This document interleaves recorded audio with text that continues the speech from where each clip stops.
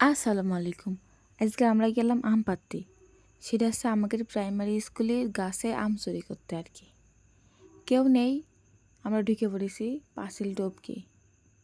আর সাথে কিছু এই জায়গায় আমি যখন এই প্রাইমারি স্কুলে পড়তাম তখন খুব শখ ছিল। মানে আমাদের গ্রুপের বান্ধবীরা যারা ছিলাম যে স্কুলে ফুল গাছ হবে, এই লাগাবো সেই লাগাবো। কিন্তু তখন অত উন্নত ছিল না স্কুল, তাই কিছু লাগাতে পারিনি। কিন্তু এখন স্কুলে অনেক ধরনের ফুল গাছ আছে। যাই হোক, আমরা স্কুলের চারপাশে দেখানোর চেষ্টা করছি একটু। আর এই জাম গাছের সাথে যে কী পরিমাণ স্মৃতি জড়িয়ে আছে আমাদের কটা বান্ধবীর, কোনো একদিন সে গল্প করব। যাই হোক, আম পাড়ার চেষ্টা করছি, কিন্তু আমি যে চোর সাথে করে নিয়ে আইছি সে চোরের ঢেল একটাও আম গাছে লাগছে না। এইটি হচ্ছে সমস্যা। যাই হোক, অবশেষে 3টা আম কিন্তু আমরা পাড়তে পারিছি।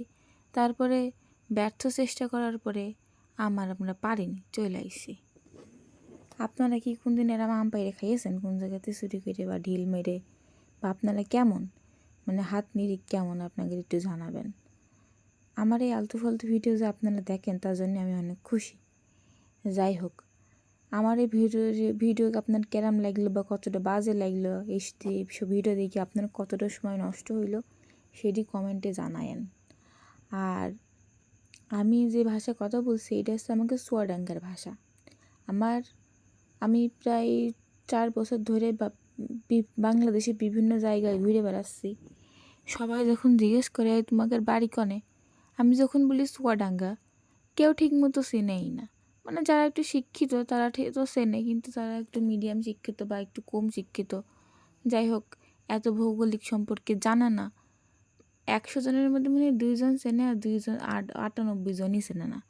তা আমার খুবই মনে কষ্ট লাগে যে আমাকে চুয়াডাঙ্গা এত সুন্দর একটা জেলা, এত সুন্দর একটা শহর, এত ঐতিহাসিক জিনিসপত্র নিয়ে দাঁড়িয়ে রয়েছে, আর চুয়াডাঙ্গা তোমরা চেনো না।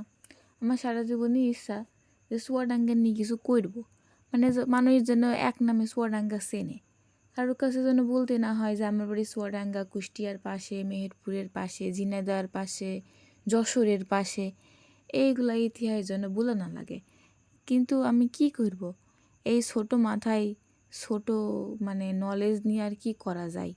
এই জন্যই আমি চাই যে চুয়াডাঙ্গার ভাষায় যদি কোনো ব্লগ করা যায় বা কোনো ভিডিও তৈরি করা যায় চুয়াডাঙ্গার গ্রাম বাংলার ঐতিহ্য নিয়ে, আর সেটা যদি কোনো কারণে কোনো দিন কোনো এক সময় কপাল করে ভাইরাল হয়ে যায়, তাহলে হয়তো 64 জেলার লোক চুয়াডাঙ্গা নামে চেনবে যে ঠিক আছে চুয়াডাঙ্গার ওই ব্লগটা দেখলাম, ভাইরাল হয়ে এলো চুয়াডাঙ্গার ভাষা এমন, হয়তো ভাল লাগবে। যাই হোক, আল্লাহ ভরসা, সব কিছুই আল্লাহর ইচ্ছা। আল্লাহ যদি চাই আমি ভাইরাল হব, মানে মেনলি আমি ভাইরাল হওয়ার দরকার নেই, আমার ভিডিও ভাইরাল হতে হবে এমন না।